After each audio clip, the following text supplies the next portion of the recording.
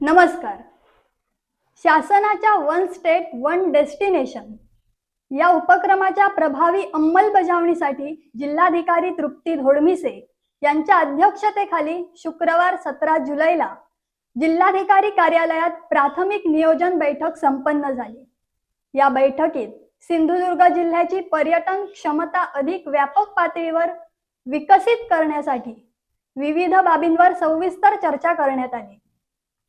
या बैठकीत जिल्हाधिकारी तृप्ती धोडमिसे यांनी सांगितलं की सिंधुदुर्ग हा नैसर्गिक सौंदर्य, ऐतिहासिक वारसा, समुद्र किनारे, किल्ले, ग्रामीण पर्यटन आणि स्थानिक संस्कृती यांचा समृद्ध संगम असलेला जिल्हा आहे.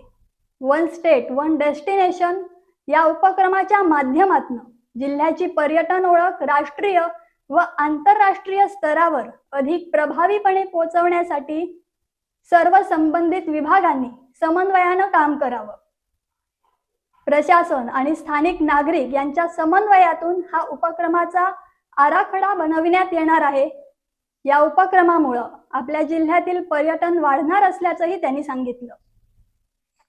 यावेळी पर्यटन संचालनालयाचे संचालक मंगेश जोशी, निवासी उपजिल्हाधिकारी मच्छिंद्र सुट्टे, उपजिल्हाधिकारी प्रतिभा वराळे, आरती देसाई, कोकण विभागाच्या उपसंचालक डॉक्टर प्रभा मनोहर, कार्यकारी अभियंता आकाश चकोर, जिल्हा नियोजन अधिकारी यशवंत बुधावले यांच्यासह विविध विभागाचे अधिकारी उपस्थित होते.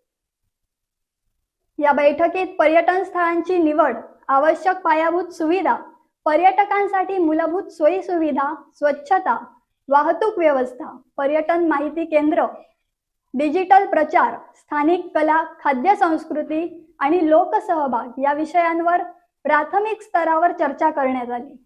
तसंच जिल्ह्यातील पर्यटन विकासासाठी विविध विभागांकडून आवश्यक माहिती संकलित करून कृती आराखडा तयार करण्याबाबत निर्देश देण्यात आले. श्री जोशी यांनी वन स्टेट वन डेस्टिनेशन या उपक्रमाविषयी सविस्तर माहिती दिली.